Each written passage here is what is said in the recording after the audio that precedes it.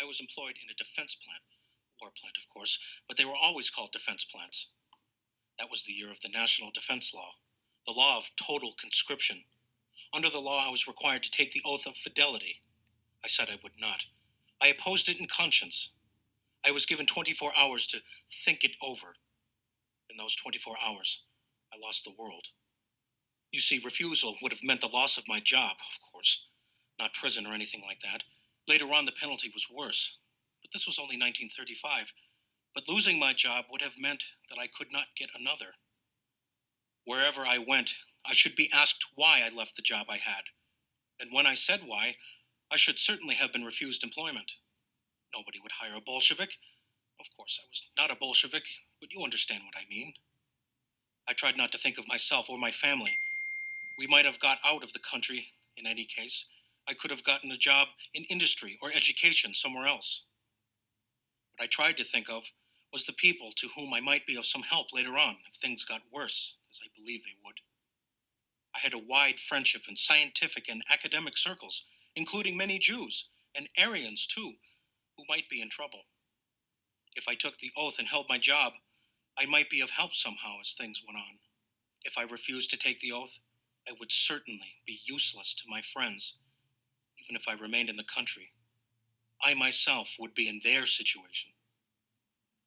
The next day, after thinking it over, I said I would take the oath, with the mental reservation that, by the words with which the oath began, Ich schwöre bei Gott, I swear by God, I had understood that no human being and no government had the right to override my conscience. My mental reservations did not interest the official who administered the oath. He said, "Do you take the oath?" And I took it. That day the world was lost, and it was I who lost it. First of all, there was the problem of the lesser evil. Taking the oath was not so evil as being unable to help my friends later on would have been. But the evil of the oath was certain and immediate, and the helping of my friends was in the future and therefore uncertain. I had to commit a positive evil there and then in the hope of a possible good later on. The good outweighed the evil, but the good was only a hope, the evil a fact. The hope might not have been realized, either for reasons beyond my control or because I became afraid later on, or even because I was afraid all the time and was simply fooling myself when I took the oath in the first place. But that is not the important point.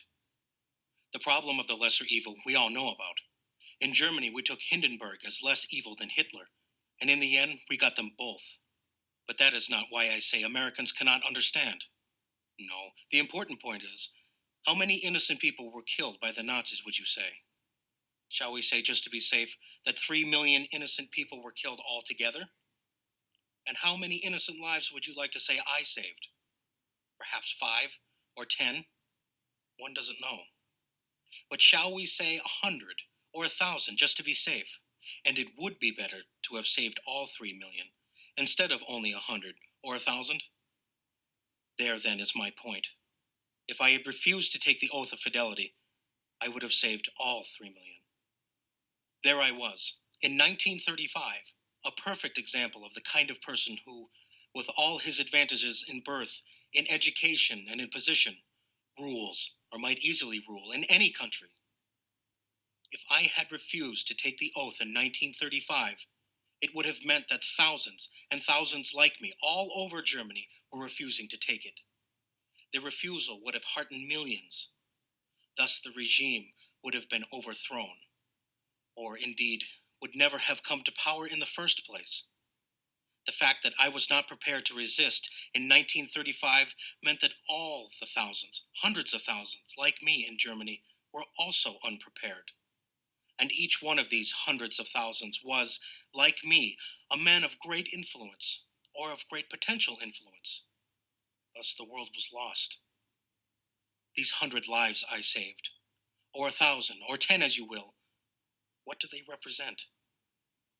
A little something out of the whole terrible evil, when if my faith had been strong enough in 1935, I could have prevented the whole evil.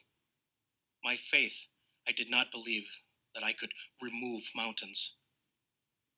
The day I said, no, I had faith in the process of thinking it over In the next 24 hours, my faith failed me. So in the next 10 years, I was able to remove only anthills, not mountains. My education did not help me, and I had a broader and better education than most men have had or ever will have. All it did in the end was to enable me to rationalize my failure of faith more easily than I might have done if I had been ignorant. And so it was, I think, among educated men generally in that time in Germany. Their resistance was no greater than other men's.